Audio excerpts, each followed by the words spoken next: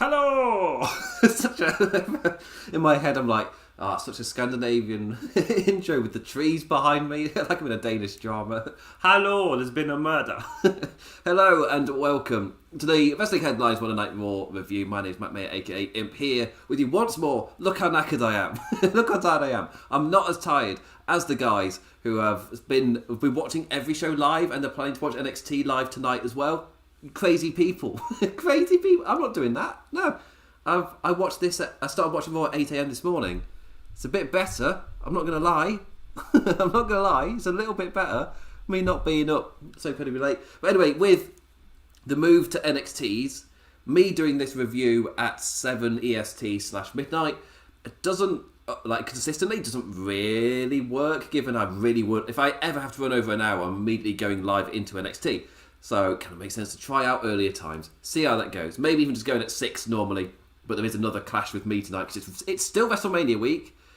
The order of things still isn't normal. So 5:30 Eastern time it is, 10:30. I'm not tired. I can read my notes perfectly fine. What is this world? Especially after this past week with Monday Night Raw. This is the Raw after WrestleMania. The Raw after WrestleMania is in this state. My God. Yes, I'm going to talk about this week's Raw, and hopefully I've given myself a little bit of time to, if I do run over an hour, I'm going to try and keep it shorter this week because I've got things to do. And this show was so bad, I don't want to spend any more time than I have to. I want to in and out, wham bam, done, forget about it. Because this was a truly awful Raw on the back of a series of Raws going into WrestleMania that were all pretty bad. Just the Raws going into Mania get the feeling of, well, SmackDown's great. This is pretty much run of the motion until they get to WrestleMania. Hopefully, at WrestleMania, it's all going to be fine. It's all going to be grand by the time that we get to WrestleMania. And then Raw after Mania is like your hard reset, but it wasn't. It just wasn't a hard reset. And it feels like we've gone from night 1 of WrestleMania, which was amazing, night 2 of WrestleMania, which was a little bit more worrisome. But it was still WrestleMania. The main event still delivered. Even though I didn't enjoy a lot of night 2, I still really enjoyed the main event, so it still felt like WrestleMania.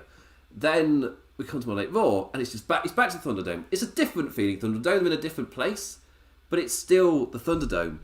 And I'm just a little bit. I'm getting warnings that myself be stuttering are. Hopefully it's not too bad. But yeah, we're going back to the Thunderdome. It's a little bit different. We've got new commentary. We've got Adam Verk from ESPN. And we've got Corey Graves. Of course, me being English, I don't know who that is. But apparently he do baseball commentary, I think it was. Again, a sport that doesn't exist in my place or whatever. I'm dropping a lot of frames. I don't know what my laptop is doing. It's just same as normal. I don't know why you're going crazy now. And if it gets worse, I'll obviously do something. But yeah, so even more Thunderdome screens as well, as they kind of now curve all the way to up to the stage. So it's not usually have a bit of a gap so the pyro could go off. And immediate notice on this one was a lack of pyro because the screens kind of come in front of there's the side bits, but the side of the Titantron. And yeah, hopefully it's not. I don't know. It's weird. We didn't have any pyro, and I don't know if that's because it's a smaller arena or if it's purely because they got the things going over the top of it. So I think it's fine or whatever.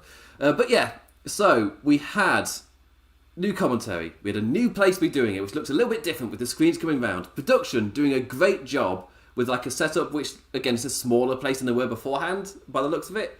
But it also felt different and new. To be fair, that is their bread and butter when they're normally out touring. It's making every single arena look identical, look the same. And that's what they do, and they've managed it here. As it's the same, but it feels a little bit different, which I think is important for WWE, kind of right now without fans. It's really my kind of thing AEW seems to be doing, where they kind of integrate into the arena rather than making it look identical every week. Obviously they're in Danish place, so it's really difficult to make that look like their normal arena. But still they are. But Monday Night Raw, and I really struggled to choose what to pick as the number one worst thing. But after last year, I entered this Raw a tad worried. I was a tad worried going in. just because, like, I was worried that this would be a pretty nothing show. And the reason I was worried is because I'm tired, and because there would be that hype, because it's still a thing. Raw after Mania. But last year's wasn't that at all. Last year's felt like filler. Then you got the weird Drew McIntyre Big Show main event, which is the real main event of WrestleMania. That still confuses me. But yeah, so there's that. But there was that worrying feeling that it wasn't a Raw after Mania in terms of that hype that it's had beforehand. But we then get to this Raw, and it's got some returns. But again, it didn't have anywhere near that feeling of hype. If they didn't show those pictures from WrestleMania, it was just any other Raw. Just in terms of the way that it felt. There was absolutely nothing there's no special feeling about it. And it felt like a regular Raw. Obviously me, hype from WrestleMania, I want that hype to continue somewhat. But this kind of felt like, As in, I'm not talking about just like, I don't need massive returns or kickstarts or massive angles. But to somehow continue that momentum. And I feel like part of that reason is a lot of the people who lost at WrestleMania got their wins back on this Raw. Meaning some of the people who won, Damian Priest, took a loss to give momentum back to another person because they're continuing rivalries. But, personally, just for a week, people who had momentum for WrestleMania, so after Mania, what's the harm in letting them keep it? You've got 5 weeks to Backlash. What's the harm in Damian Priest winning? I mean, it seems to be outside reasons probably that Miz won, because Miz and Mrs. was debuting afterwards, and they wanted them to be, I guess, the parting shot, and it's because it's their night with Miz and Mrs., so going more in on that. But that does mean it doesn't have to be Damian Priest though. Like, they can do that, I guess, similar spot with somebody else just for this week, and Damian Priest can somehow still gain a victory. I mean, there are other ways to get around it. But this has been talking about it in hindsight, and one of my biggest grievances with WWE is not going with hindsight. I've just seen one of the pauses there on the stutter. It wasn't pleasant. It was not a great Raw. And I think, I guess, one of the key things about it is not thinking forward, and we're reaching that point where that is having like longer term effects, which is quite worrying, really. Also, hopefully it's just my audio that's going off. I think we're fine. Right, let's get to the meat and potatoes of this. Let's go with the main thing, which is like being talked about kind of right now. Also, through from knackered after Mania, hair's just set to fluffy today, and I'm gonna have to keep brushing it. It's gonna have to keep happening. It's a thing. So, on top of my pale skin from all the late nights. So we kicked off Raw. I'm going to go from here. I'm going to talk about the opening match. Then we're going to go to the kind of quabble between people coming out to challenge to become number one contender, then to the main event. Just so we got this bit out of the way, and then we can go through in order. So, start of Raw after Mania, the very first thing we see is the WWE Champion arriving at the arena. That I'm fine with, it's fine. But he's then confronted by Riddle. Riddle scooted on in and does his normal kind of comedic delivery and boldly challenged the champion. Obviously, Bobby refused, but for the remainder of, with the reminder of their past via irritating chinwag, the champion got amped up enough to teach the kid a lesson. So that's what we did. That's what the opening was. So correctly, the first person to enter the arena was WWE Champion Bobby Lashley, which makes all the sense, but it is for a rematch. It is for a rematch against Matt Riddle. When I say rematch, it's because in the US title feuds, we saw this match a lot. And every single week on Raw, Bobby Lashley beat up Matt Riddle. To the point when we were going into those pay-per-views, we were like, why is Matt Riddle getting another chance? Because he's been beaten up again and again and again, like soundly lost multiple times. Why would I care about Bobby Lashley going with a win? Sorry, why would I care about the pay-per-view match because seeing him lost? And if Matt Riddle wins, there isn't this like sudden believable thing. Matt Riddle is perfectly ruined, I guess, and broken or whatever. It's a bit irritating. I am stumbling over myself because I'm constantly kind of breaking and stuttering, but I think my audio is fine. That's the main thing I'm trying to keep up with here. But yeah, match itself was exactly what I was just talking about. where Matt Riddle challenges Bobby Lashley, and the commentator's talking about how brave he is. He's going out there, he's going to show a good fight against Bobby Lashley, even though he's getting beaten up. He keeps getting up. But if you do that so many times, it's just, yeah. I mean, I saw some kind of like, well, Matt Riddle against Bobby Lashley, that's an interesting thing to immediately kick into. Oh no, it's a complete jobber match. For me, it felt a bit like they knew Riddle would make Bobby Lashley look like a monster because they did it for weeks. And it was just kind of like a return to that. It's a new opening thing, is Bobby Lashley looking like a badass. And yeah. And plus it's that thing of Riddle's always managed, the story that lives here, is Riddle has always managed to get in Lashley's head and find his way into matches against him. Like, normally, getting beaten emphatically on Raw, but he got his head in, so he always end up getting the title shot. And it's happened again here. So I like that consistency. I'm fine with that. This was no different. The man fails upwards, as he generally does a great job making Lashley look like a dominant beast. The WWE Champion teaching a lesson just like he said he would before he then came out. And it's... I don't know if it's worrisome or not, but again, it was a return... After everything we've seen, it was a return to what their feud was doing beforehand, just now Bobby Lashley's champion. But Matt Riddle lost at WrestleMania, he lost his championship, comes into Raw, challenges the champion, and gets his ass absolutely handed to him. It's like, oh, right, okay, so what's the thing? Hello, Adrian! Hola, hola. Yes, hopefully my laptop stops freaking out. I keep getting messages about drop frames. I have absolutely no idea what's causing the issue. I'm not running anything more than normal. So for some reason, I reckon it's running something that it really shouldn't be. Like a scan. Like a bloody scan. So like, this is me pausing this to go, what are you running? Which is using up all of my space. What are you running? Right, I think we're fine. What's that? Anyway.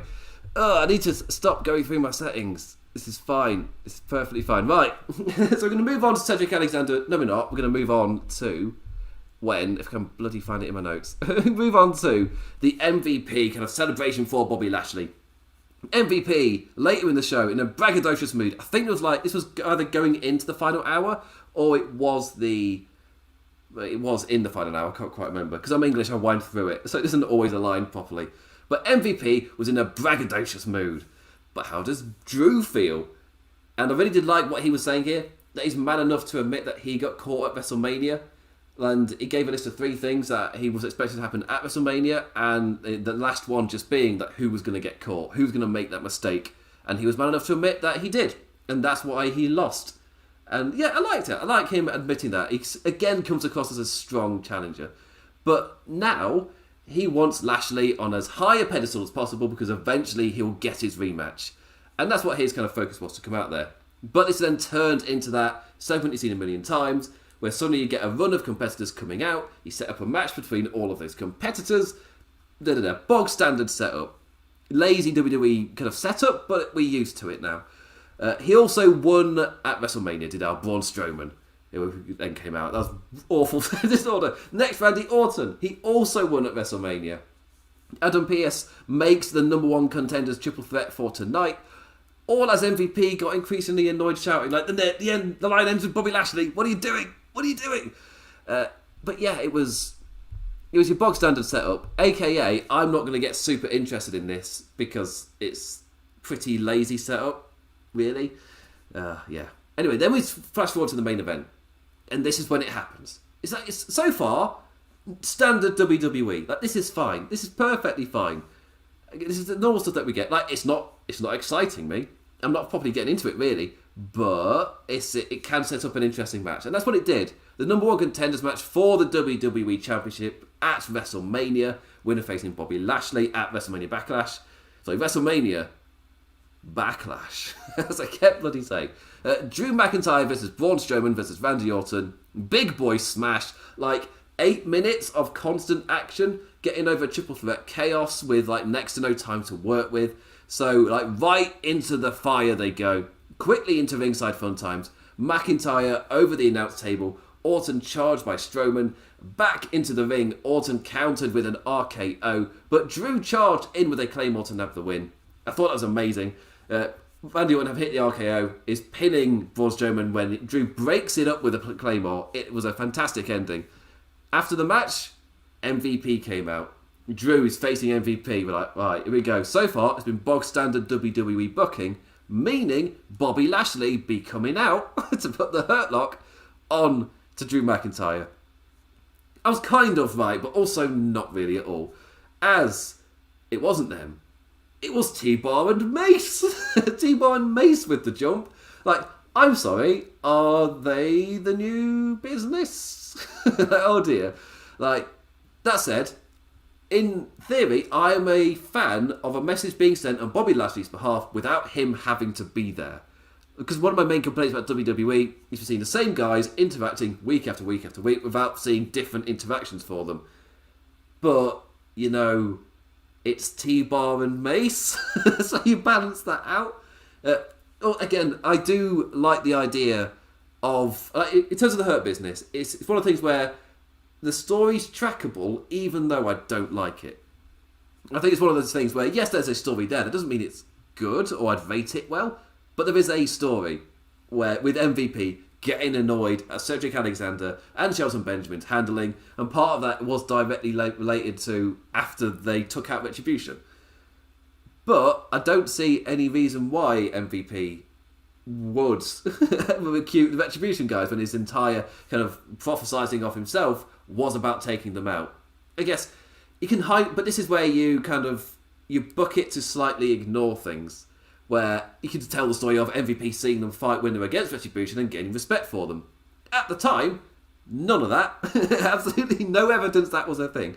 Because we saw that with MVP and other people that he was feuding with, that he would put them over really well. And especially like Mustafa Ali and Ricochet. Like he would, and Cedric Alexander, which kind of led to his recruitment. He was putting them over, and then it was like, well, you're not willing to join me, therefore you're going to get beaten up. Then they have their match and it all kind of works. But with Retribution, there was none of that. He didn't do it. So there is no... as in, it is trackable that he would kick out Shelton Benjamin, Cedric Alexander, and then replace them with two other people. That's the bit which for me isn't... It doesn't mean I like it or think it's good, but there is a line at least to follow. And apparently I am getting pretty bad video coming through. We'll see. I'll see what it looks like on the preview before cutting off. I'll see what it's like. Hopefully not too bad. I'm getting the yellow warning. Saying it really is bad. But yeah, so T-Bar and Mace? Really? Really? Yeah, it's not exciting. And that's the other part as well, because of who it is. It's two guys from from Monday Night Raw's lowest rated stable in terms of momentum, in terms of just anything they've been given or the way they were treated on commentary. They're like bottom rung. Well, they were featured on TV, so they're higher than Garza and Carrillo, but they're still like the jobber trash, essentially. Forky looking at the bin. Trash? That's essentially what they are. But that's why it as a show closing angle. But there was one way to save it, and that was I say save it, at least improve it, give some kind of thing to it, would be them taking off their masks. Them being with MVP. They've seen if you join the Hurt Business, you become champion, and it is... you can see that. That's relatively nice. But they're T-Bar and Mace. They're not these people having a change of character because they're now joining the Hurt Business, and after dropping Mustafa Ali, they're going to drop everything to do with that and become Hurt Business guys. The thing I got was that MVP had recruited them to attack him. That was my thinking. Also, just in terms of like this insult to intelligence, MVP on the stage looking down at them for the distraction, then they run in and attack him, and then Corey Graves goes the show going off air with Corey Graves to say, does MVP have something to do with this? Like it's the big like show, like the hook to pull you back in for next week is, was MVP behind that attack of Mason T-Bar? I don't know, but he was on the stage, wasn't he? It was just, as it's type of thing. It's kind of like, it's a bit of an insult to intelligence where, via visual, you told me that story, that MVP was the distraction for them to come out. But then with your words, it's like, but you visually told me he was. It's bad writing, but when you rush a show, again, this is what it kind of felt like. Just like last year with the Raw After Mania, where, again, I was more forgiving with that one because they had to all of a sudden switch to doing the shows in the Performance Centre.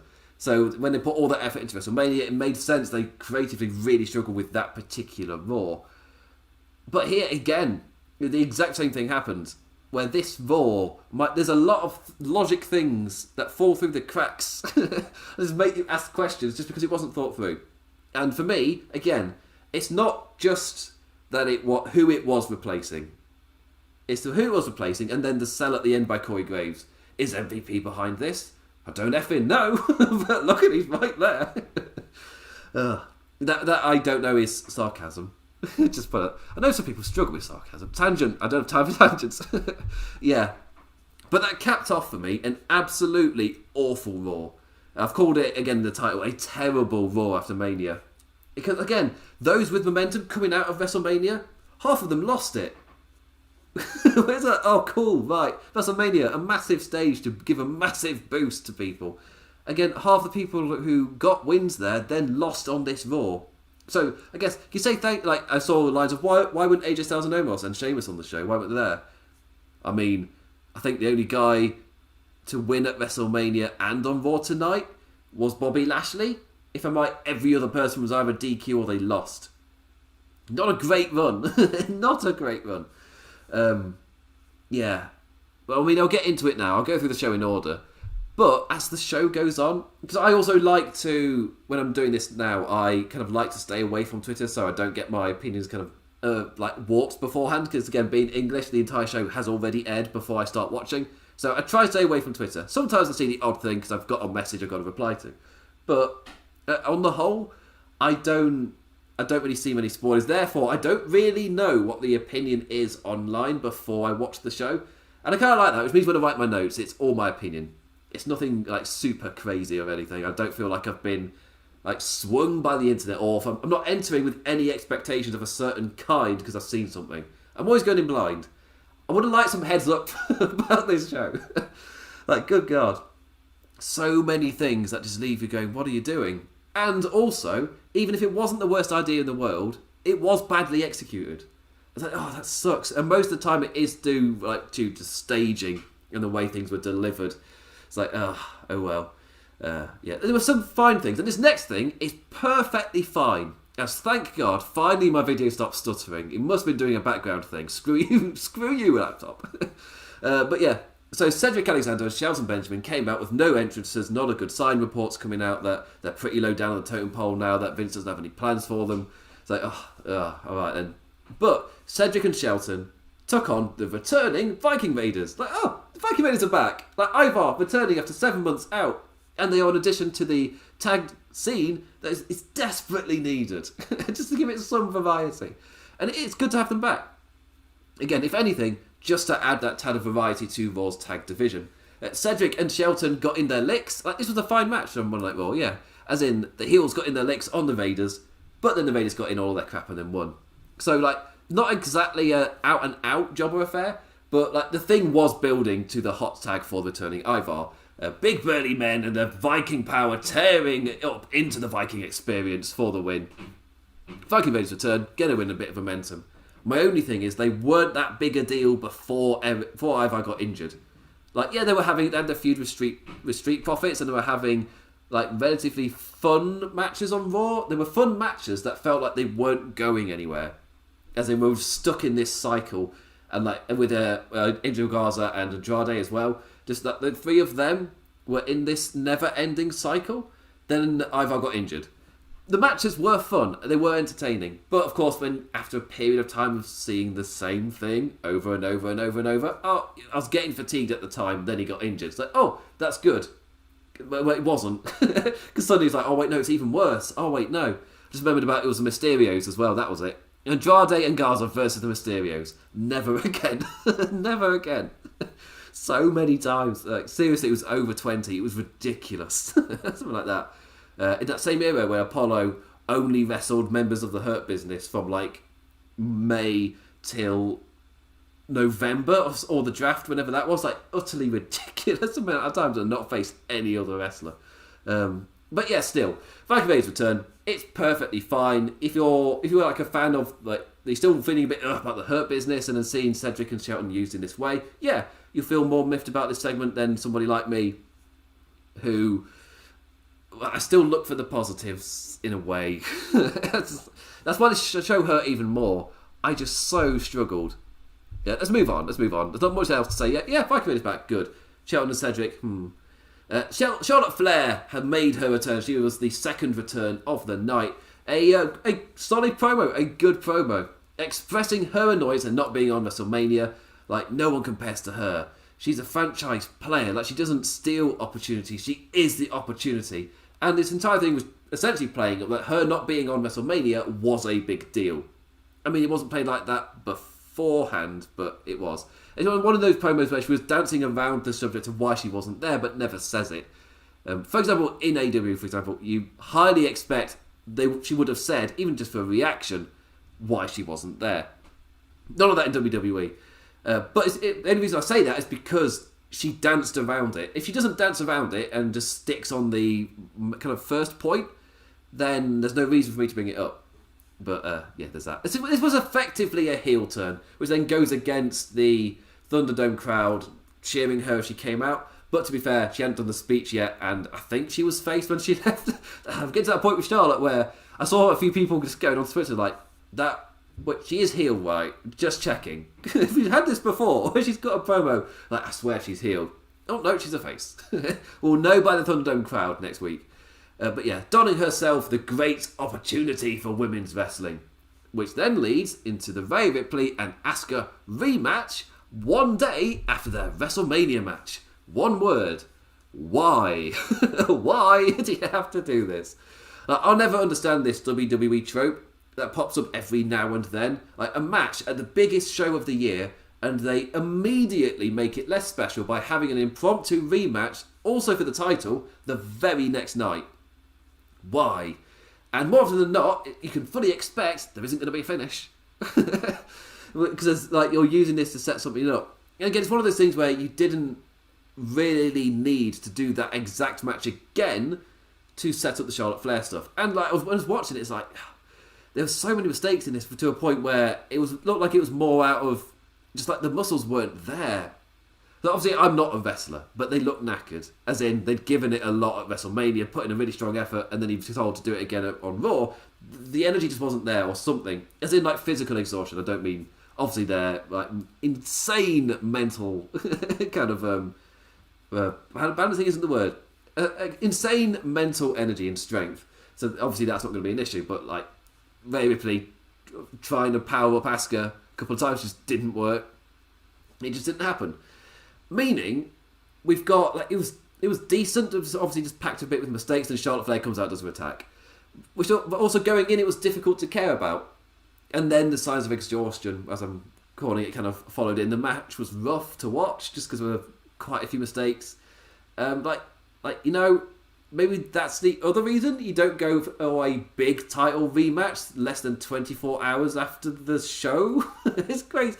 Again, with New Japan Pro Wrestling, I'm just picturing their second to last match, like Kenny Omega, Chris Jericho, when that was the second to last match at Wrestle Kingdom. You switch on New Year's Dash the very next night, which is their show following Wrestle Kingdom, and in the middle of that show is Kenny Omega, Chris Jericho to set up their next feud. Okay, it's just like, I find it ridiculous, really. Like, you don't have to do the exact rematch. There are so many women on that roster for Rhea Ripley to have faced and Charlotte Flair to have attacked her. The only reason I would be totally fine with this is if we're getting a triple threat at Backlash. That's really the only reason. If it's not that, then I don't know. I really don't know. Anyway, they had really a lot of the mistakes were, for me, I felt like they were either in like one sloppy minute, and I felt like by the end, by the time Charlotte Flair had interfered, they were somewhat finding their feet again, shoving Asuka into the steps and beating both lasses down with a which I found quite funny. Right, now on to the good stuff. Nia Jackson, Shayna Baszler. Right, yes, the good stuff. Right, laughing at Mandy falling on the screen, because you've got to mock him. The lass herself walked in and a really awkward beat down on Nia ensued. Where it's like, yeah, really is bad when something surprising happens and you're not ready for it. And that Dana Brooke's come in and do the attack on her, and it was really weird. Like Rose calling it as Dana attacked from behind, and they can just push Nia down as well, send a message to get her angry so they could get a match. It worked, which is more than we normally get for the women's tag division. That we got a storyline set up. So this is what I meant earlier, where technically not awful. However, it wasn't executed well. It wasn't staged well at all either. Like before, like they pushed Nia down before they were stood either side of the shot. Nia Jax is between them, and Nia Jax goes, and then as she starts to get up, the camera goes between them, and you zoom in on Nia Jax. But Dana Brooke and Mandy were just awkwardly looked over and back, and then, as in, it's like they're awkwardly waiting for something like, what do I do? Oh, I feel a bit awkward. Do I just move back? Oh, okay. And then the camera goes through. It was so badly staged. We've seen this before in WWE. Again, when you don't have time to kind of plot out the shot, so it's just all, it's doing it there and then. Yeah, that's why you storyboard, guys. So you plan the shoot, so you know what's going to happen, and none of this weird awkwardness happens. Again, for me, this is like on-screen example as to how late in the day things are put together because of how clunky this was. It's an on-screen example. And then we got to the match itself later in the show. Dana Brooke and Mandy Rose versus Nia Jax and Shayna Baszler in a tag team match. At least it had a storyline set up. That is my pro going into this. Because obviously, Mandy Rose slipping at WrestleMania means that she's now in a storyline entirely centered around slipping. Of course. Of course. Nia Jax getting all annoyed at the focus of the funny slips falling on her when she wants to focus of Mock to be on someone else for once, so angry. Vert going, Mandy Rose slips at WrestleMania, and now Nia Jax slips here, as she goes to climb onto the ropes and just kind of, she's on the outside, she goes to climb onto the ropes, going to climb back in, and then just kind of falls, hits the apron, and looks all embarrassed. Oh, and Nia Jax's misfortune then leads to Mandy Rose and Dana Brooke leaving. I'm sorry. You know, the baddie slipped on the apron, they laughed and mocked at her, and then went, well, job done, and left. I guess they've accomplished their mission by embarrassing Nia. Byron Saxton on commentary was like, oh, this is the message they've sent here. This is just as good as a win. No. no, it's not. A win's just as good as a win. Yeah, but I don't. I'm in my head. I'm like, but WWE, they don't take wins and losses seriously, and this is what you get when you've someone like me, who's a viewer, who wants to take the matches I'm watching a bit more seriously. That the results matter. This said right here, leaving a match to send a message as the faces, as the good guys. You see, it's a talent trick we see quite often with the baddies, but for a good guy team to do this and be like, I've sent my message of ridicule. I'm perfectly fine losing this match. It's just as good as winning. No. If you want me to take your wrestling competition seriously, no, that's a ridiculous line. It's an absolutely ridiculous line. I'm never going to believe that. But yeah, walking away as commentary tried to convince us that that was the right thing to do. No. Competition-wise, that makes absolutely no sense. Why on earth ever watch any wrestling if they can just send a message without doing any wrestling? What's the point in any of it with that line? I'm not going to go too much into it because the amount I've watched, I found solace today in watching other reviewers having to cover this, especially those who are up watching it live, especially English people who are up watching it live. It's just like, no, in terms of a bigger thing, this is encompassing of some of my issues with WWE as a whole, but it's like a case in point of your main core about the competition of wrestling. You are telling me right here that them sending a message is a lot better than that, or it's just as good as it. Then why even bother? That is my takeaway. Why even bother? What's the point? What is the point in any of this?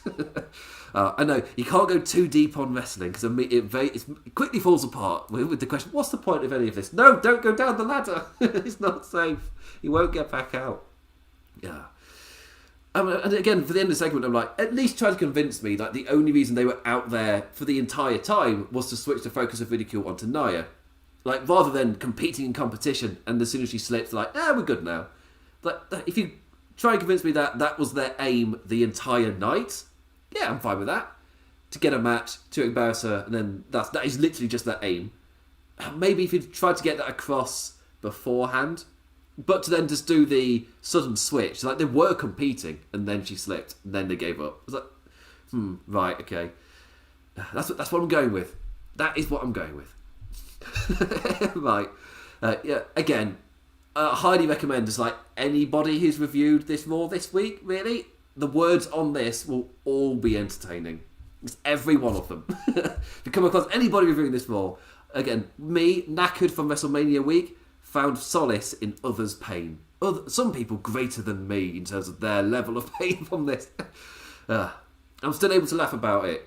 To the point that, as in, the thing that helps me is Raw already broke me years ago. So my bar is already low. 2018, Bobby Lashley's sisters. I've not recovered from that. 2019. I can't remember what it was specifically, but something also sent me. Oh, it was the just the fact that the universe has made no sense. Like every single week it was a new thing they were trying out, like the Superstar Shake-Up, and then it's like none of the shit shake-up mattered because people moved back the following week because they weren't right because they hadn't thought it through because they did it last minute. Then there was just whatever it's called, where the roster could guest on the other show, and that also came up for a little bit. And I was just like, I'm just gonna wait. I'm gonna leave. I'm gonna come back when you found your footing, and hopefully around SummerSlam. So 2018 and 19, I stopped watching Raw, and it's kind of it's both times it's been for similar reasons of what I'm seeing here, where you do something that just makes me just like I just need to give you a minute to figure yourself out, and then I'll come back, type of thing. And then SummerSlam, they normally put on a decent card at SummerSlam, so I often find it's worth returning for that. And I'm not burnt by all the bollocks over the summer. Yeah. Anyway, Alexa Bliss. I call this a promo specifically a positive, even if the match itself at WrestleMania I feel like was received correctly. I felt like I've read that differently to like everybody else, or most people. When that happened, live in the moment, my read on it was they're doing the match, then suddenly Alexa Bliss comes out with the goo all down her face. It's a really cool visual. Bray Wyatt kind of reaches to it I thought, well, that's interesting.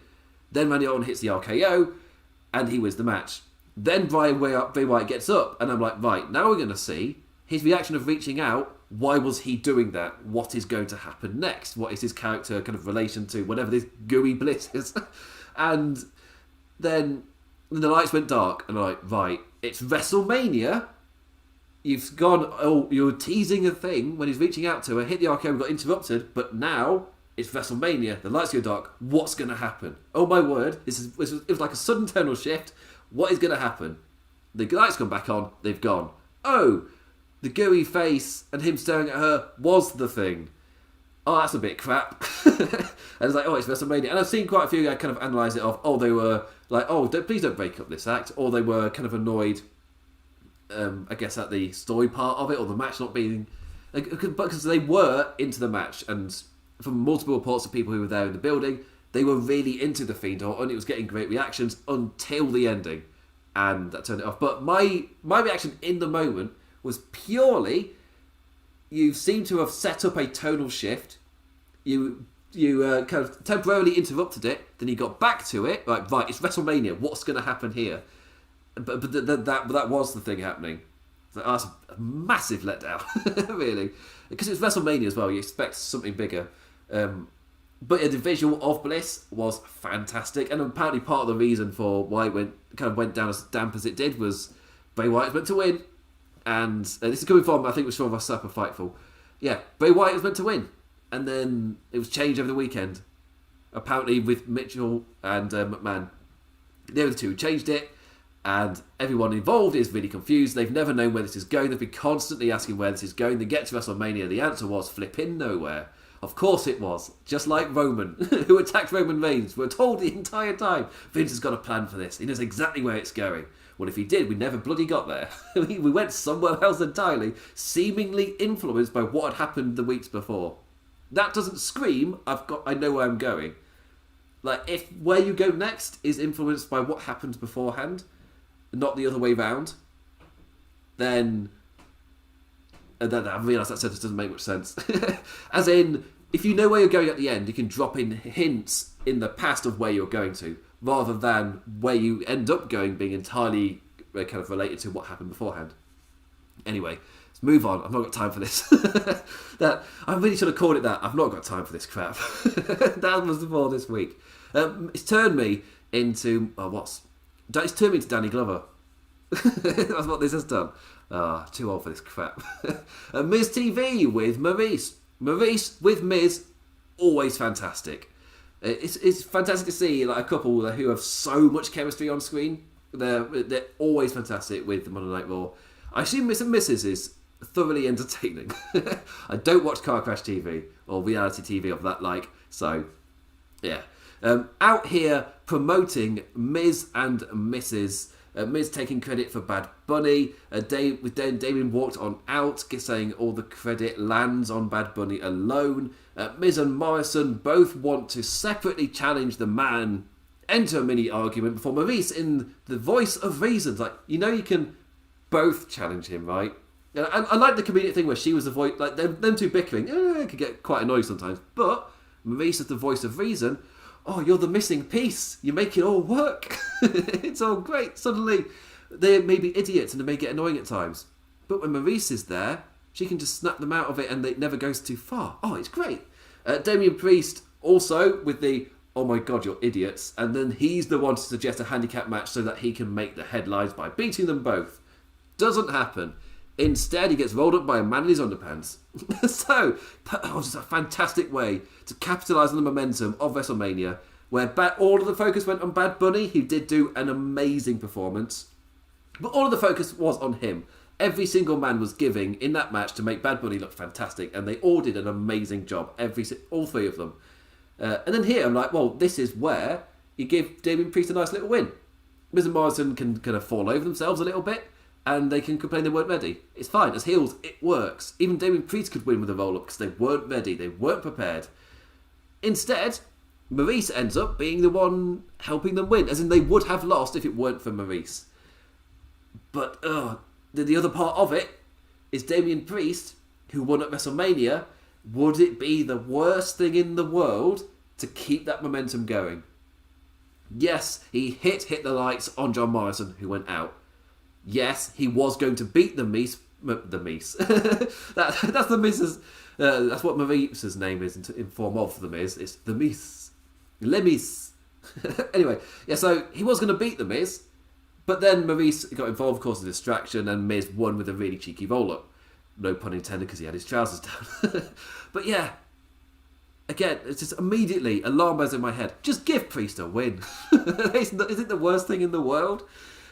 Just give him the win. They can do the exact same thing with Priest winning. But this is the feud was continuing. But my other point is you've got 5 weeks to Backlash. You can have, and the other part of like the Raw after Mania, in my head, I'm like, this doesn't always have to be the best show, but it's an absolutely fantastic show to keep the momentum from WrestleMania and kind of just glide over through a show with it. You keep that momentum through a show, and you kind of use that to build a nice amped show. This did the exact opposite of that, where someone like Damian Priest, who got, even though it wasn't the main focus, he got momentum from winning at WrestleMania. He was there, he was the guy who stood to the big celebrity. Like, yeah, he got a bit of momentum from that. This show, immediately, no, you lose. And yeah, you put in a decent performance, but it's not the same. So I don't get why you do it. Obviously, they're thinking about Backlash, or they're thinking about continuing feud to set things up. The idea of this is Miz beats him because they're going to be feuding. But you've got 5 weeks to Backlash. You can have Priest get a win. You don't even have to do this specific match. You can do this down the line. Again, it's to promote Miz and Mrs. though. And that's where the other part comes in. It's where 2 things have collided, where you really should be keeping Damian Priest's momentum, even if you're going to screw him over later. Like, the week of WrestleMania is a different kind of week. You are allowed to just keep momentum gliding rather than doing anything crazy, because it's the Raw after Mania. But instead, cut the momentum out of him, and now it's back into 50-50 land where no one breaks through. Is that just just keep him winning. I don't get it. I really don't get it. Why he's just another guy? Why? I did enjoy The Miz shouting the line, but I'm wearing my Gucci slip-ons. I did like that when he's having to wrestle in his gear. I thought when the wrestling match itself was relatively fun. I enjoyed Miz and Morrison kind of just not having that cohesion, like showing they weren't ready. Morrison standing up for Priest was fantastic. But yeah, in the end, Priest went to embarrass Miz to roll him up, put with his trousers down. And then Maurice calls a distraction, and Miz, with his pants down, rolls up Priest, feet on the ropes. And yes, it gets heat to the Miz, but you've got 5 weeks. You don't have to do this bit right now. Again, that's kind of my immediate thought. It's the Raw after Mania. Just keep some momentum going. You don't have to do this. Right, I'm 100% going to overrun, surely.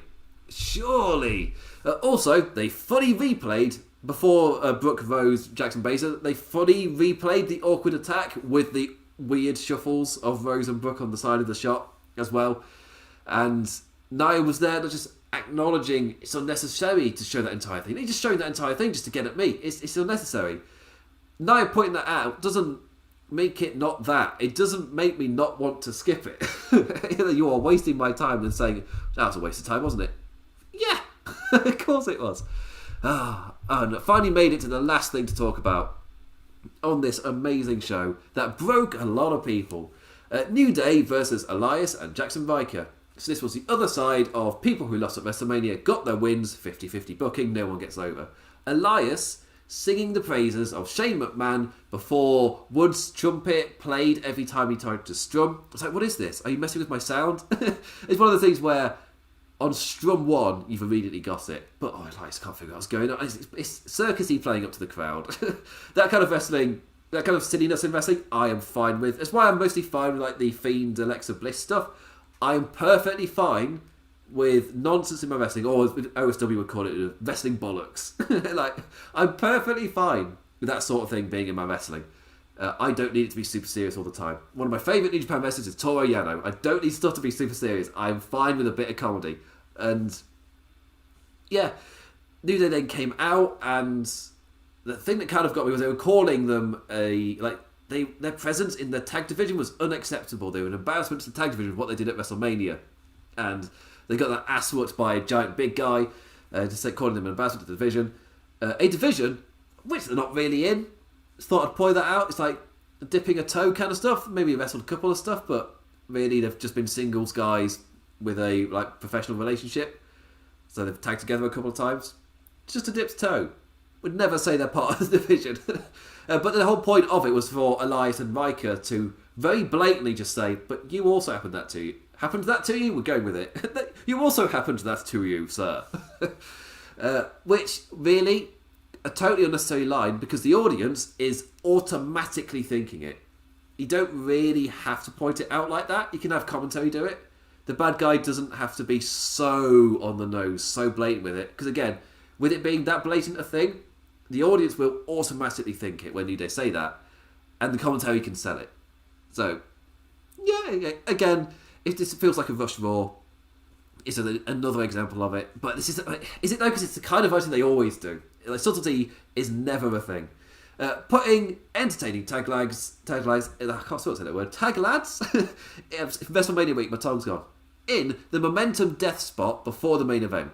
Like, it does make the landing a little bit smoother, because the match itself was fine. New Day, I always find New Day entertaining, no matter what they're doing. Even if I think it's a bit crap, I'll still be entertained by them. And yeah, Jackson Riker and Elias were fine opponents.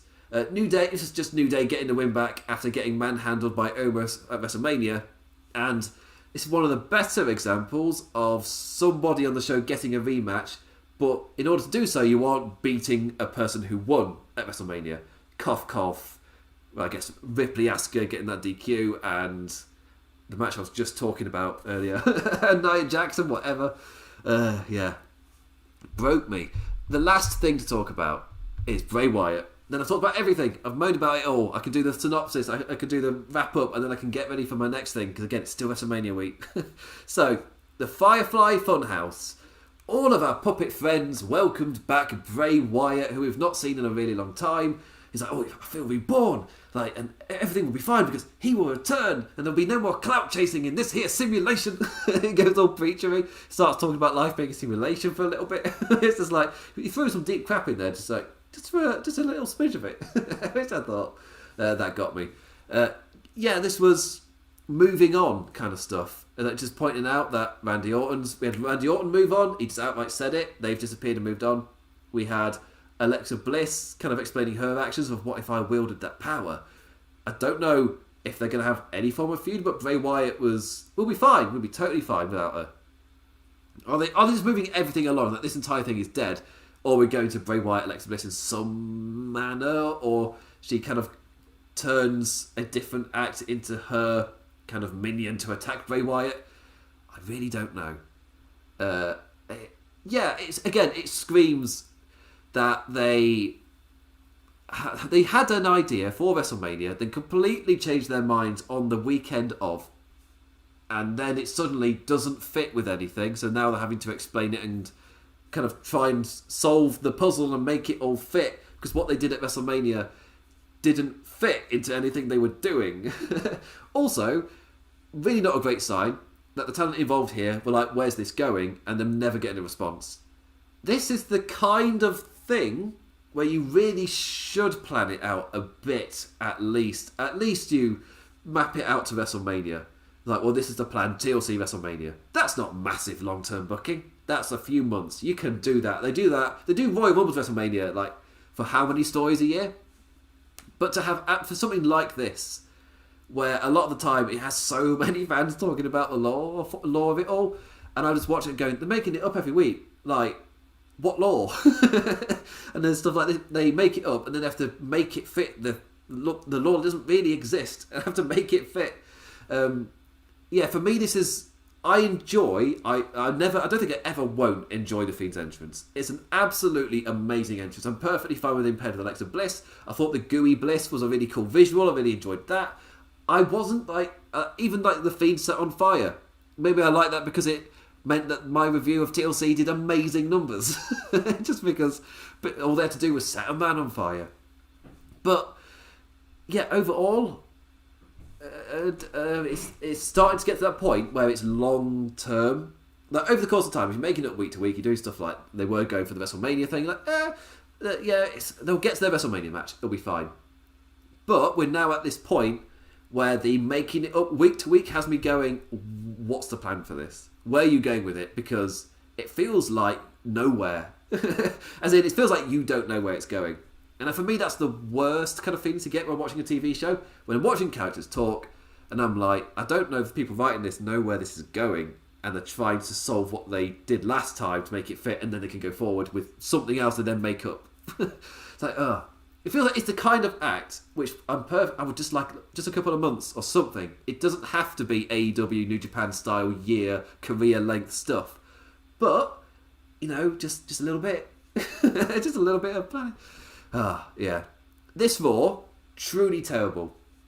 Again, I've jokingly put the Cultaholic guys and somebody else is also shutting down their Raw reviews and stopping. Brian Zane, he stopped his Raw reviews, and Wrestle Talk gave this a 0 out of 10 or 5. I can't remember what their scale is. Stephen Larson also gave it a really low score. That's what I meant. I found solace in the YouTubers' pain. That's what I did today. I found solace in their pain. Especially though, because they mostly watched it live. Not this cat. I got to whine through stuff. I got to skip things. How nice is that? Yeah. So, yeah. It's weird. I can't give it 0. Because for me, 0 has to be consistently damaging to every single segment. And there were some fine things. Like Charlotte's promo was fine. I thought the Charlotte stuff was fine. Even though the things she was interacting with in Ripley Asuka, I didn't think was fine. But Charlotte herself was. Viking Raid's returning, I thought that was fine. Bobby Lashley's presence on the show was exactly how I would have wanted it to be. That is fine. Drew McIntyre, the main event, it was 8 minutes of pure action. I really enjoyed the main event. And then we get to the ending thing was a bit... Drew McIntyre winning as well, that's perfectly fine. So I can't give it 0. But it did just immediately destroy or tank momentum from WrestleMania of all shows. Just the very first show you do is just like, well, let's get people who lost their momentum back. It's like, what about the guys who won? It's just like, what? No, what is this? What is this? What is this? And of course, the thing that seems to have weirdly broken a lot of people, even though it's the women's tag division, which beforehand you wouldn't even get a setup. But it's because of the wider implications of the way in terms of like the way that the show is written, and for you to be okay with this line of thinking being put on air, in terms of like the building of the universe, and it's just like, well, what's the point in any of it then? What's the point if Mandy Rose and Dana Brooke, embarrassing one of the wrestlers a little bit, is just as good as winning? Why even wrestle? What is the point? Yes, I don't know what to give because I don't normally give a numbered score, but I do normally give like a sentence or something. So it's a pick between I'm too old for this crap and I'm so tired I've completely forgotten what the other one was. How about that? Yeah, I'm so tired I've just forgotten. That works for this more because it really was like a really bad show. Again, the other reason I can't give it 0 is because I did watch it in one go. A lot of that momentum was carried through with me going, I'm sorry, what? Or why would you do that? I wasn't watching things. But I never actively felt, because I was keeping a track of it, that the raw fatigue. At what point during the show did I just go, I'm done with this show? At what point? I never got that feeling. So in terms of the flow of the show, it wasn't the worst Raw I've ever seen. In terms of what happened, and in terms of going forward, how damaging it was, this is truly down there. And again, if I'm giving it a number, it's saving graces that it's not rock bottom. But it was bad. If you watch this live, especially as a European, this probably was a 0. For somebody who got up in the morning with a lovely cup of tea and was able to wind through a little bit, it's like, I don't need notes on this. A lot more digestible. A lot more. Anyway, what did you think of this Raw? Did you think it was as truly terrible as I did as well? You know, it's got some good in there, but again, it just put a stop to so much good from WrestleMania. It's like, what are you doing? It's just like right out of the fire, back into the frying pan. That's a random nerdy Lord of the Rings reversal. Yeah. Anyway, thank you for watching, liking, engaging in any form or in any manner. It's greatly appreciated, especially with a Raw this bad. I'll try and be in the comments for this one. I'm normally pretty bad, as in I'll see them a few days later and go, it's just too late now. But I'll try and be in there for this one.